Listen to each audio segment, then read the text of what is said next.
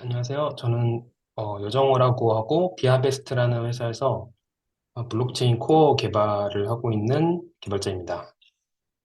지난 불파스에서 지난 기수에서 처음 참가를 했었고요. 지난번에는 유니스왑 새로운 버전에 대해서 좀 발표를 했었는데 이번에는 어떤 발표를 할까 뭐 고민을 좀 많이 하다가 어, 여러 가지를 생각하다가 이제 가장 준비 빨리 할 수 있는 걸 선택했거든요. 그래서 이번에는 그 디파이 시리즈 중에서 옵션에 대해서 좀 설명을 드리려고 합니다. 요새 아마 선물 퓨처나 퍼페추얼은 많이 아실 거예요. 그러니까 직관적이기도 하고 뭐 스팟 트레이딩은 뭐 많이 하실 거고 그 중에서 그것에 이어서 요새 옵션도 많이 디파이 영역에 들어오고 있거든요. 그래서 그 옵션이 어떤 것인가에 대해서 설명을 드리겠습니다.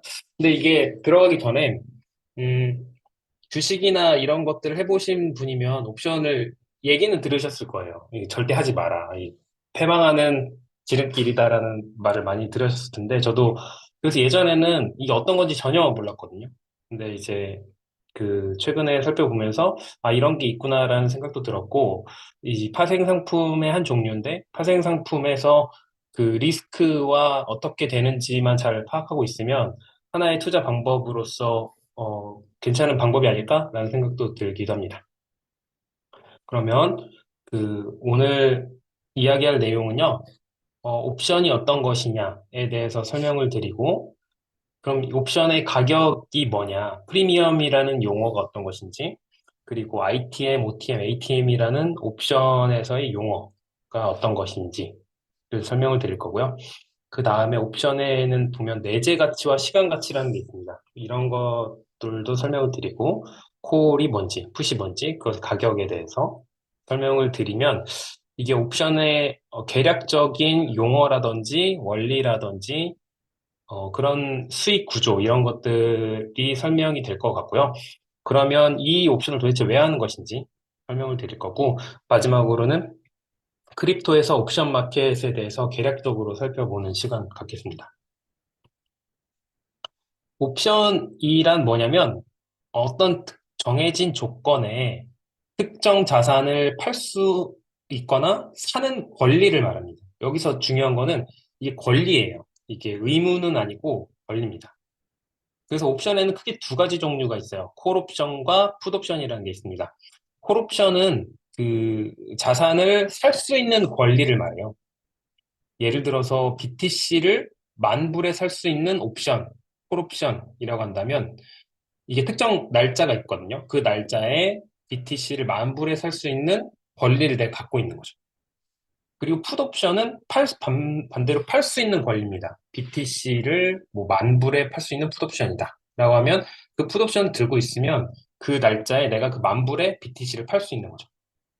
그래서 중요한 건 말씀드린 대로 권리가 되고 의무는 아니에요. 근데 다만 이 권리라는 거는 옵션을 갖고 있는 사람의 입장에서입니다. 그러니까 옵션을 산 사람의 입장이에요. 옵션을 판 사람은 의무입니다. 옵션을 판 사람은 옵션을 들고 산 사람이 들고 왔을 때 무조건 그거를 팔거나 사줘야 되는 의무가 있어요.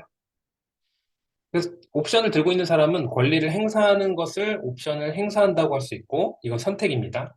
예를 들어서 BTC 가격이 현재는 26,000불 정도인데 예를 들어서 BTC를 오늘 만 불에 살 수 있는 콜옵션이 있다고 해볼게요. 그러면 내가 이 콜옵션이 있으면 무조건 행사하겠죠? 왜냐면 행사하는 순간 BTC를 만 불에 사가지고 26,000불에 팔 수 있으니까. 그래서 이 콜옵션은 행사를 할 겁니다. 근데 반면에 만 불에 팔 수 있는 풋옵션이라고 해볼게요. 근데 이거는 행사해도 되고 안 해도 되지만 행사를 하면 바보겠죠? 왜냐면 오늘 가격이 26,000불인데 BTC를 만 불에 팔 이유가 없잖아요. 그래서 행사할 수도 있고 안 할 수도 있다라는 겁니다. 그래서 행사하는 가격을 행사 가격이라고 해요. 스트라이크 프라이스라고 하고. 그래서 이렇게 옵션에는 스트라이크 프라이스가 있고 그리고 언제 실행할 건지 그런 그 어, 날짜가 정해져 있습니다.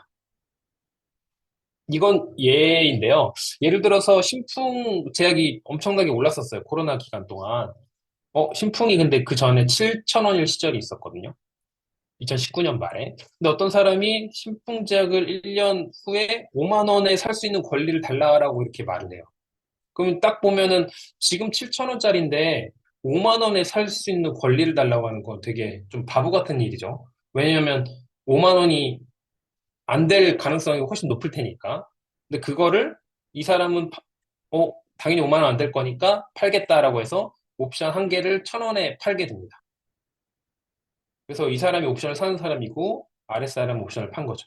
근데 어떻게 됐냐면 2020년 말에 신풍작이 12만 4천 원을 갔죠. 그래서 이 사람은 콜옵션 한 개당 5만 원의 행사가를 갖고 있는 콜옵션을 1,000원 주고 샀는데 지금 5만 원에 살 수 있으니까 한 개당 7만 원 이상의 수익을 거뒀잖아요. 그러니까 이 사람은 수익률이 70배가 넘습니다.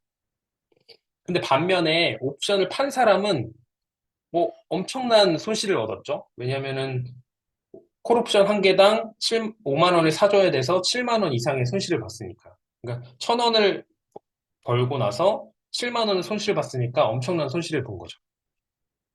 그래서 옵션의 특징이 몇 가지가 여기서 보입니다. 그래서 권리를 행사하고 싶을 때 거래 상대방을 찾아야 돼요. 이게 뭐 현물도 마찬가지고 선물도 마찬가지지만 파는 사람을 찾아야 됩니다. 옵션에서는 특히 파는 사람을 찾기가 쉽진 않아요. 그래서 파는 사람을 찾아야 되고 권리는 이게 지금으로서 불가능해 보인다고 하더라도 금액은 있다. 영원이 아니다라는 거죠. 아까도 봤듯이 신풍제약을 5만 원에 파는 권리가 1,000원이었죠. 빵원이 아니었다는 거예요. 근데 그거를 뭐라고 하냐면 옵션의 프리미엄이라고 합니다. 옵션 가격. 이거를 프리미엄이라고 하고요. 옵션 매도 자, 그러니까 즉 옵션을 판 사람한테는 권리가 아니고 그건 의무입니다. 그래서 옵션 매도는 손실이 엄청나게 커질 수가 있어요. 거의 무한대가 될 수 있습니다. 이론적으로는. 반면에 옵션 매수자에게 옵션은 권리다. 이게 옵션 매도하는 게 손실이 엄청나게 커질 수 있다 보니까 기존의 이제 증권에서도 옵션 하면은 망한다라는 얘기가 많이 나왔다는 거죠. 예를 들어서 콜옵션을 내가 팔았다라고 한다면 자산 가격이 오르면 오를수록 계속 손실이거든요. 근데 이론적으로 자산 가격이 무한대까지 갈 수 있다 보니까 손실도 무한대까지 갈 수 있는 거죠. 그리고 지금 앞에서 보셨지만 옵션의 프리미엄은 그렇게 높은 가격이 아니에요. 옵션 그 기초 자산 가격에 비해서. 아까도 신풍제약이 5천 원이었지만 옵션의 프리미엄 1,000원밖에 안 했었죠. 그러니까 옵션을 사는 사람들은 주로 어떤 심정으로 사냐면요. 복권을 사는 심정으로 많이 사요. 그러니까 언젠가 한번 폭등할 수도 있잖아요. 오늘은 이번 주는 폭등 안 할 수도 있지만 폭등할 때까지 계속 매주 1,000원씩 사는 거예요. 이렇게 콜옵션을. 이제 그 복권 사는 심정으로 사는 거죠. 그래서 조금의 프리미엄을 지불하고 희박한 확률에 기대는 거. 딱 복권이죠. 그래서 복권 사는 심정으로 옵션을 사는 거다. 그래서 그 퍼페추얼이나 마진 트레이딩이랑은 좀 그 투자의 성격이 약간 다릅니다. 그래서 우리가 이런 그래프를 가지고 이야기를 많이 해요. 지금 보시면 어, 이 그래프는 X축은 현물 가격, Y축은 수익입니다. 그래서 예를 들어서 현물을 산다고 했을 때요. 내가 현물을 이 가격에 샀다라고 하면 현물 가격이 오르는 대로 나의 수익이 됩니다. 그래서 현물 가격이 100원이 오르면 수익은 100원이겠죠. 그래서 이 기울기가 1이 될 거예요. 그래서 이 이걸 페이오프 그래프라고 하는데 당장 내 자산을 팔았을 때 수익 또는 손실을 보여주는 그래프가 되는 거죠. 그래서 구입 가격은 여기인데 좀 하락했을 때 팔면 그게 손실이 되는 거고 올라갔을 때 팔면 수익이 되는 거죠. 그러면 잘 아시는 선물의 가격, 퓨처나 퍼페추얼 가격인데 레버리지를 사용한 경우라고 한다면 예를 들어 선물을 10배 레버리지로 샀다라고 한다면 마진일 수 있겠죠? 선물이 100원이 오르면 수익은 1,000원이 될 거예요. 왜냐면 10배 레버리지를 했으니까. 그래서 이때의 기울기는 10이 되는 거죠. 근데 반대로 선물이 10%만 하락한다면 나는 10배를 레버리지 했기 때문에 나의 모든 자산 가격은 0이 될 거예요. 그래서 이때는 0이 되는 순간 청산이 되겠죠, 보통. 그래서 그때는 나의 포지션이 없어지는 그런 마진콜이 생깁니다. 근데 옵션은 이 페이오프 그래프가 이런 식으로 돼요. 보면은 행사 가격이 있고 이 X축이 현물 가격일 때 콜옵션의 경우 행사 가격보다 크면 수익이고 행사 가격보다 미치면 0원입니다. 수익이. 물론 프리미엄을 지불한 이유예요. 풋옵션은 반대로 행사 가격보다 낮으면 수익이 되는 그만큼 수익이고 행사 가격보다 현물이 높아지면 수익이 제로가 되죠. 근데 이거 보시면 이 그래프는 지금 당장 행사할 수 있는 옵션의 가격이에요. 그래서 이건 옵션의 지금 당장 행사하는 경우에 가격을 본 거죠. 그래서 이 그래프로부터 옵션 현재 상태를 이야기합니다. 그래서 OTM, ATM, ITM이라고 하는 용어들이 나오는데요. 뭐 인더머니, 앳더머니, 아웃 오브 더 머니라고 하는데 예를 들어서 행사 가격 K인 콜옵션을 샀다고 해볼게요. 근데 현물 가격이 올랐던지 내렸던지 해서 예를 들어 현물 가격이 행사 가격보다 높은 상태에 있다라고 한다면 그 옵션의 상태는 ITM이라고 불러요. 왜냐면 이대로 가만히 쭉 가면은 나는 수익을 보는 구간이거든요. 그래서 ITM이라고 부르고, 물론 이 상태가 되면 옵션의 가격은 엄청나게 올랐을 겁니다. 왜냐면 그 오른 상태에서 쭉 가면은 수익이 될 거기 때문에. 그 다음에 행사 가격이 현물 가격이랑 똑같은 상태가 된다면 그때는 ATM이라고 부르고, 현물 가격이 행사 가격보다 미치면 OTM이라는 상태라고 부릅니다. 그래서 콜옵션과 풋옵션에 따라서 행사 가격, 현물 가격이 위냐 아래냐에 따라서 ITM, OTM 또는 ATM 그런 상태가 있다라고 보시면 될 것 같습니다. 그런데 이 상태가 OTM에 있다고 했을 때요. 행사 가격보다 분명히 미치죠. 여기가. 그래서 이 상태가 계속 지속된다면 이 콜옵션을 갖고 있을 때 그 콜옵션의 가치는 0일 거예요. 왜냐하면 행사를 해봐야 뭐 수익이 없으니까. 근데 옵션의 만기가 아직 시간이 남았다면 어떨까요? 시간이 남았다면 이 기초자산 가격이 여기가 옵션의 만기 시점에도 여기일 확률은 무조건 여기 있진 않겠죠? 이 기초자산 가격이 여기 있다가 갑자기 여기로 상승하는 그런 확률도 작지만 있을 거예요. 그렇죠? 그렇다면 그 확률이 있기 때문에 이 옵션의 가격은 0이 아닐 겁니다. 그래서 옵션 가격을 이렇게 점선으로 표시해 보면 이런 형태로 그려지게 돼요.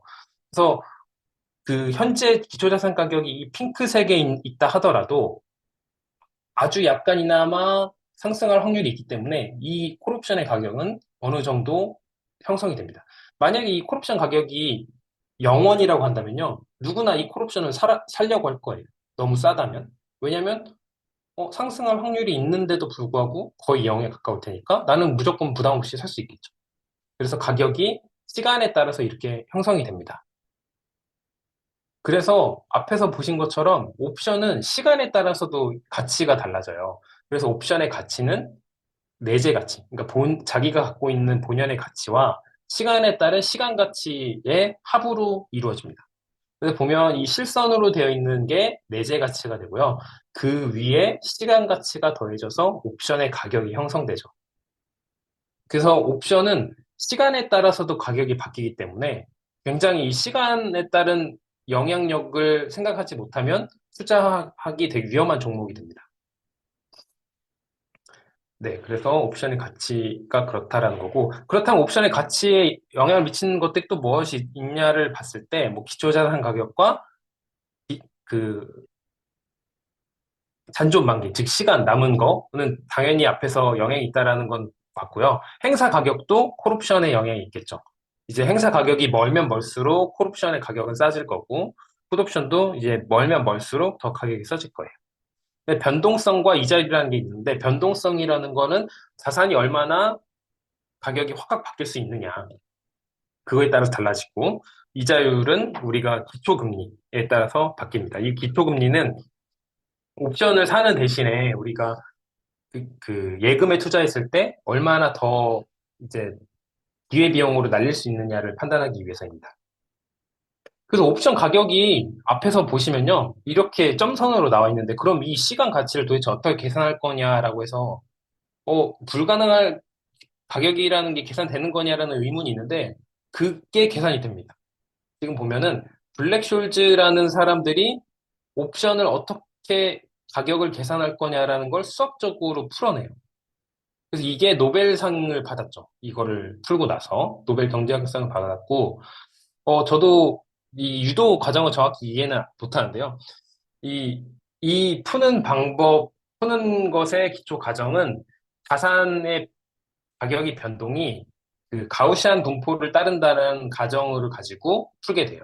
근데 실제로 우리가 어떤 특정 자산의 가격의 변화를 이렇게 그 샘플링을 해보다 보면 그게 가우시안 분포에 거의 맞다라는 것을 확인해 볼 수도 있습니다. 저도 잘 이해는 못하기 때문에 넘어가고요. 그럼 옵션 종류도 여러 가지가 있습니다. 보통 우리가 앞에서 설명한 건 유러피안 옵션이고요. 유러피안 옵션은 만기 시점에만 권리 행사가 가능한 게 유러피안 옵션이에요. 근데 아메리칸 옵션이라고 하는 건요, 만기 시점이 되지 않더라도 권리를 미리 행사할 수 있어요. 그렇기 때문에 그 옵션을 가진 사람 입장에서는 아메리칸 옵션이 무조건 유리하거든요. 내가 미리 행사할 수도 있고 아니면 기다렸다 나중에 행사할 수도 있고. 그렇기 때문에 아메리칸 옵션이 유러피안 옵션보다는 조금 더 비싸게 됩니다. 항상. 그리고 가장 간단한 형태의 바이너리 옵션이 있고요. 바이너리 옵션은 그냥 간단하게 내일 BTC가 지금보다 오를 거냐 내릴 거냐 그 둘 중에 하나에 베팅한다고 보시면 될 것 같아요. 그런 게 바이너리 옵션이고요. 여러 가지 옵션, 베리어 옵션이라는 것도 있습니다. 베리어 옵션이라는 거는 특정 베리어를 설정해 두고 그 베리어를 넘어가면 이제 빵원을 아무것도 안 주거나 아니면 리베이트를 어느 정도 주는 그런 옵션입니다. 그래서 너무 많이 상승하는 것에 베팅을 안 하는 거죠. 그런 많은 베리에이션들이 있고요, 옵션에. 뭐 선택 옵션, 룩백 옵션, 아시안 옵션, 여러 가지 옵션들이 있고, 엄청나게 다양한 종류의 옵션들이 있어요. 그리고 옵션끼리 조합도 하고, 뭐, 현물이랑 조합도 해서 여러 가지 형태의 페이오프를 갖는 상품들을 만들어내게 됩니다. 그렇다면 옵션을 왜 할까요? 그래서 옵션을 보면요. 첫 번째 이유는, 제한된 위험으로 레버리지 투자를 할 수가 있어요. 이게 앞에서도 복권 사는 심정이라고 했는데, 선물과 가장 큰 차이는 옵션은 청산이 되지 않는다라는 게 다릅니다. 그래서 만기 전에 자산 가격이 아무리 상승하거나 아무리 하락한다 하더라도 나의 포지션이 청산되지가 않아요.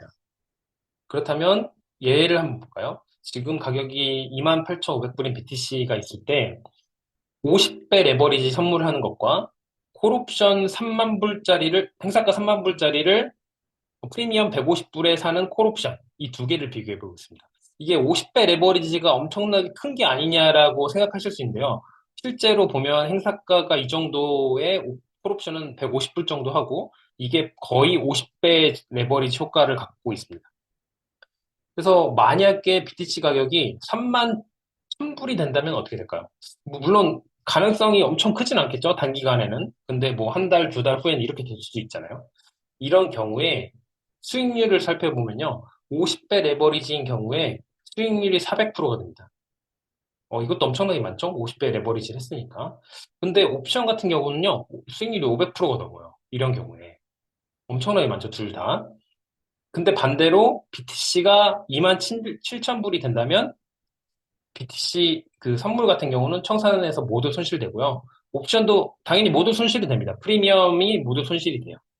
근데 다만 가장 큰 차이는 뭐냐면요. 선물 같은 경우는 50배 레버리지를 했기 때문에 투자 기간 중 단 한 번이라도 마이너스 2% 이상이 되면 청산되는 조건이 발동돼요.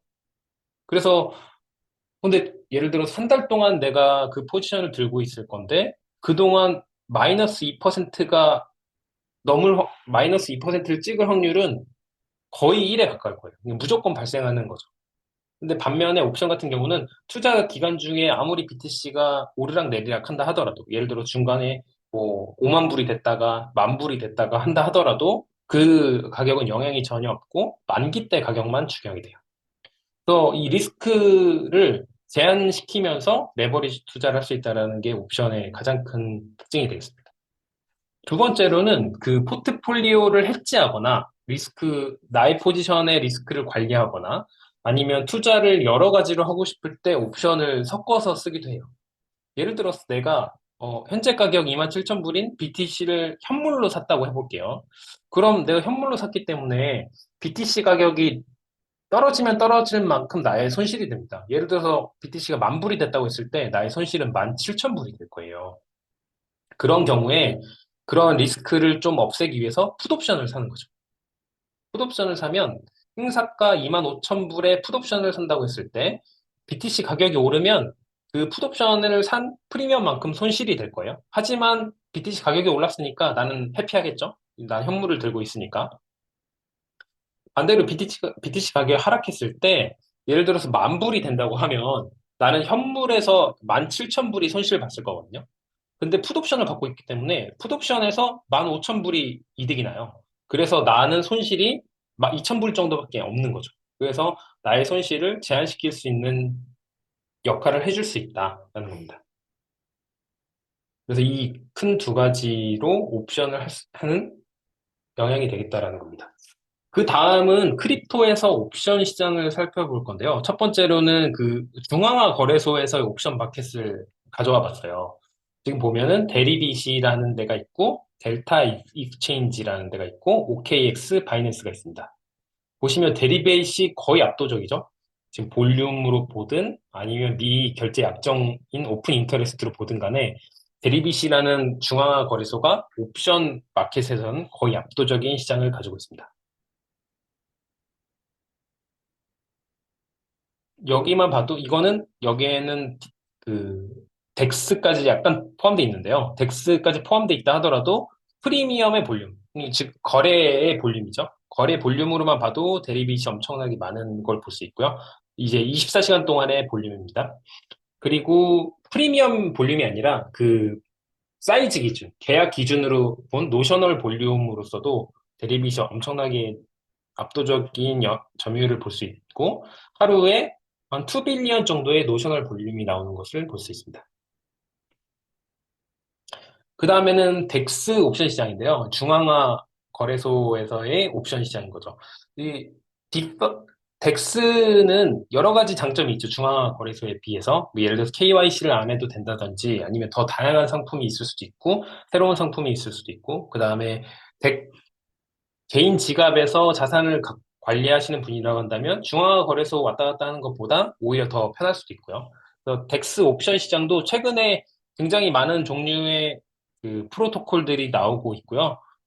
물론 퍼페추얼만큼은 아닌데 그 트레이딩 볼륨이나 레베뉴도 많이 상승하고 있는 추세입니다. 이게 디파이라마에서 그 하루 동안의 볼륨 기준으로 뽑은 상위 7개의 옵션 마켓입니다. 그래서 아에보와 라이라, 이 두 개는 굉장히 유명하고요. 그 밑으로도 프레미아, 리스크 파이낸스 이런 것들도 굉장히 유명합니다. 이것 이외에도 오핀이라든지 리본 파이낸스라든지 여러 가지 옵션 관련된 프로토콜들이 있어요. 근데 그런 것들은 실제 리테일 유저들한테 중앙거래소와 비슷한 옵션을 제공하는 건 아니고요. 어떤 옵션 볼트를 제공한다든지 아니면 커버드 콜이라고 하는 옵션 상품을 판다든지 특정한 종류의 옵션과 관련된 상품을 운영하는 곳이라서 여기에는 포함이 되지 않은 것 같습니다. 지금 그러면 하나씩 UI만 좀 캡처를 해와봤는데요.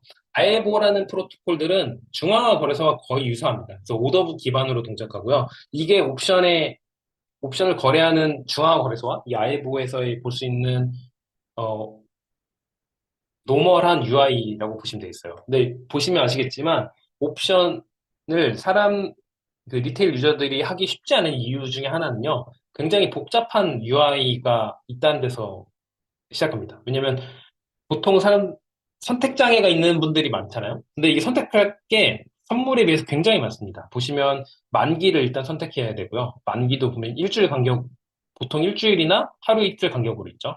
나이보 같은 경우는 보통은 일주일 간격으로 있고요.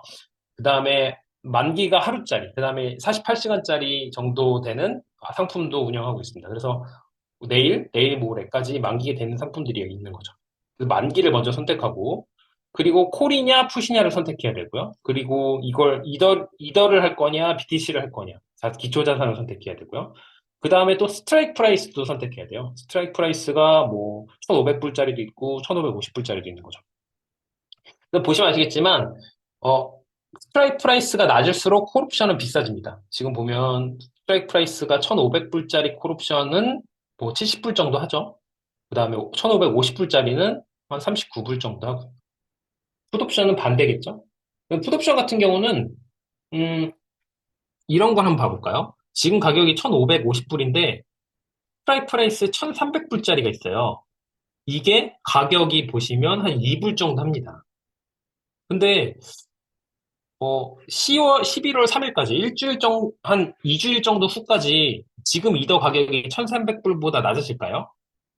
거의 그럴 확률은 없겠죠? 낮아질 수도 있겠지만.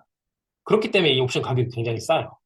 근데 혹여나 폭락해가지고 예를 들어 1,100불이 됐다. 라고 하면 이 사람은 엄청나게 이득을 보는 거죠. 내가 단지 이불만 가지고 한 100불, 200불 정도의 수익을 볼 수 있기 때문에 엄청난 레버리지 효과를 갖고 있습니다.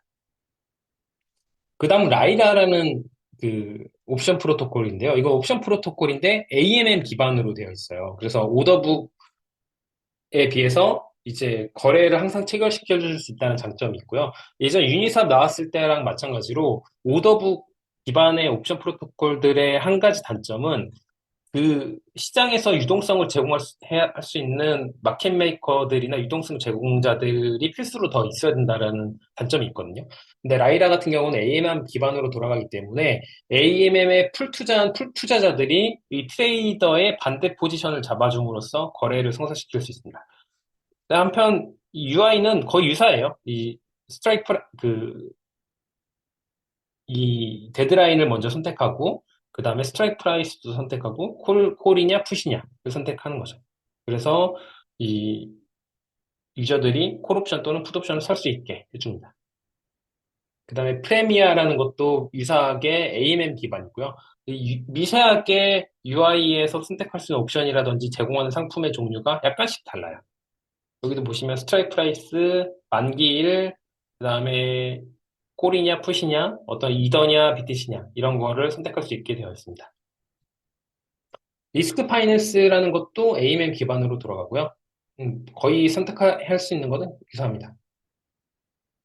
네, 이거 해찍이라는 건데요. 제가 타이틀을 잘못 달았네요. 해찍이라는 것도 마찬가지로 AMM으로 돌아갑니다.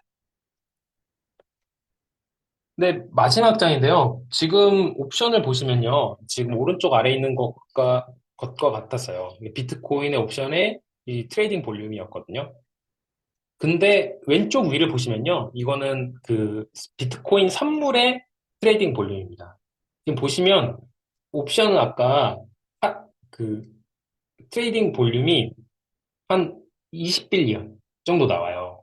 이렇게 한 달 기준이죠. 한 달에 20빌리언 정도 나오거든요. 20조죠. 20조 정도 되는 거죠. 우리나라 돈으로 20, 30조. 근데 선물 같은 경우는 단위부터 다릅니다. 지금 보면 1트릴리언 달러, 뭐 500조 이렇게 되는 거죠. 지금 보면 이것만 비교해도 한 25배, 뭐 한 50배 이 정도 차이 나는 거거든요. 그래서 선물과 옵션은 아직도 엄청난 규모로 선물이 트레이딩 볼륨을 차지하고 있다는 거를 확인할 수 있고요. 다만 기존 트레이드 파이 시장에서는 인도 시장이라든지 미국 시장에서는 옵션의 트레이딩 볼륨이 그 선물의 트레이딩 볼륨을 넘은 지가 한참 됐습니다. 그래서 옵션의 트레이딩 볼륨이 엄청나게 높은 시장들이 많이 있고 이것에 따라서 디파이에서도 옵션이 선물을 따라잡을 가능성이 아예 없는 건 아닌 것 같고 앞으로도 어떻게 될지 지켜보는 것도 재밌을 것 같고요. 유저들이 이제 쉽게 접근하지 못하는 요소들도 많이 있는데 그런 것들을 어떻게 편리하게 해줄 수 있느냐 아니면 쉽게 이해시킬 수 있느냐 이런 것들이 관건이 될 것 같아요. 네, 발표는 여기까지입니다. 감사합니다.